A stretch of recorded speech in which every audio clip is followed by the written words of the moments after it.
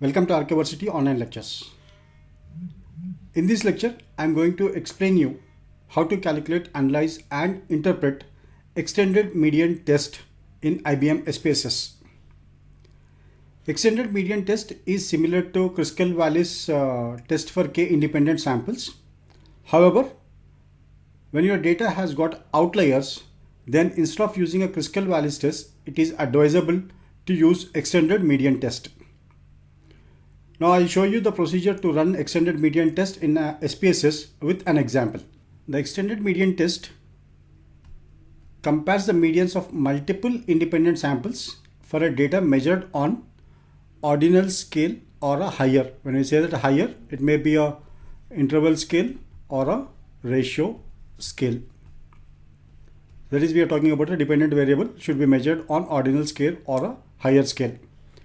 Now the advantage of extended median test is that its insensitivity to departures of homogeneity of a variance. That means if data is not normally distributed, also you can run an extended median test. So the assumptions that we make in extended median test is that with related to data distributions, no assumption of data distributions across groups need to be met, except that distribution should have similar shapes. Next is that the test does require that samples be drawn randomly from their population. And the another assumption is that independence within and between samples is also required.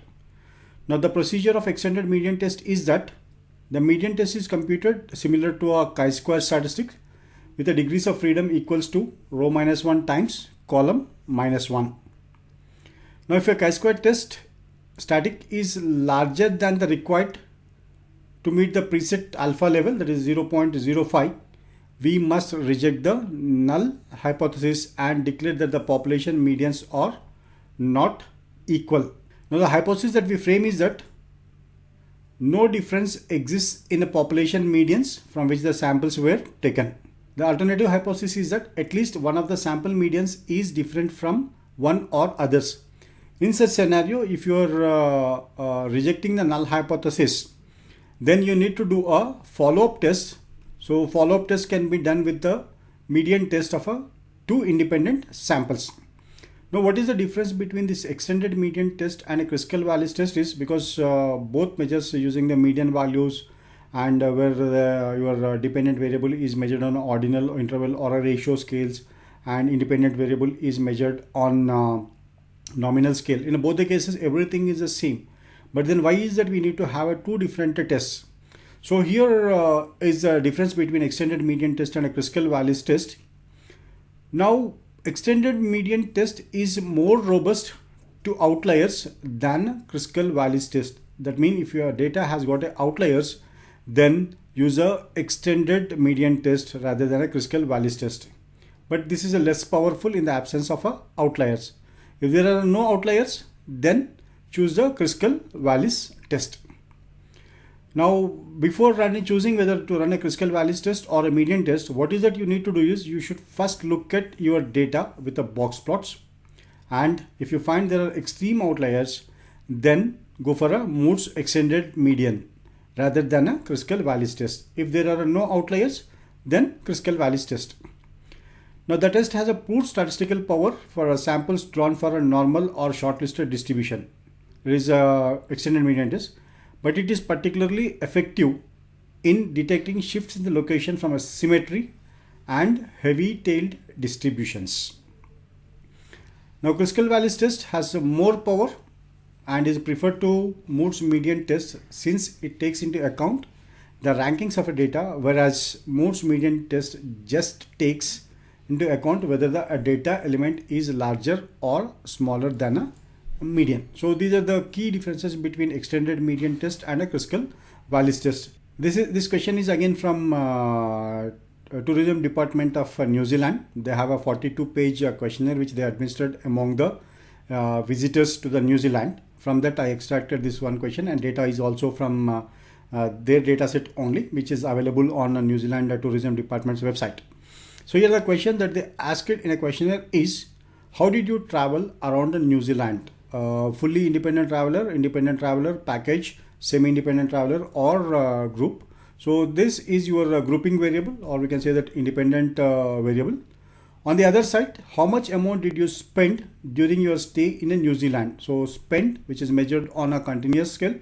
So this is your dependent variable. So on this we run a median test. Now here is the data. Now if you observe here, you can see that outliers, somewhere 240 in New Zealand terms and 3,254, and in these are all in terms of New Zealand. All right. So you can find that there are steep deviations or outliers. We can say 5,000 here, 8,000 here, then 450. So this gives you a case to run a extended median test. To run an extended median test in IBM SPSS, go to menu command and from there click analyze, and from analyze choose non-parametric tests. In non-parametric tests, legacy dialogues, and in a legacy dialogues, k independent samples, because our groups are more than 2. In this case we have 5 groups. That is the reason why we go for a k independent samples. Then here your test variable, that is the total amount spent in New Zealand. Then your traveler type is your grouping variable. So here you need to define your grouping variable, because we have 5 groups. So minimum is 1 and maximum is 5. Click continue and choose exact. So here click exact and then click continue. So by default test type is Critical Values. Uncheck this one and check or select the median. Then click OK. So here you can find the result of median extended median test. So greater than a median, fully independent is 18, independent traveler 23, package 14, and semi-independent 21, tour group. And less than or equal to median value, here you have a count. And then the n, the total number of observations are 182. Median spent is US in a New Zealand currency, it is a 2000. Chi-square value is 8.267, which is less. And asymptotic significance value or significance value is 0.08. So when comparing with the power value of 0.05, this is higher or larger than 0.05. So we retain the null hypothesis. If you are measuring this at a 10% significance level, then you will reject the null hypothesis and accept the alternative hypothesis. But as of now, this is as we are looking at a 5% significance level, we retain the null hypothesis, saying that there is no significant difference in spend by different travelers in New Zealand during their stay. So this is how you need to run extended median test in IBM SPSS and interpret the result. Thank you. Thank you for watching the lecture.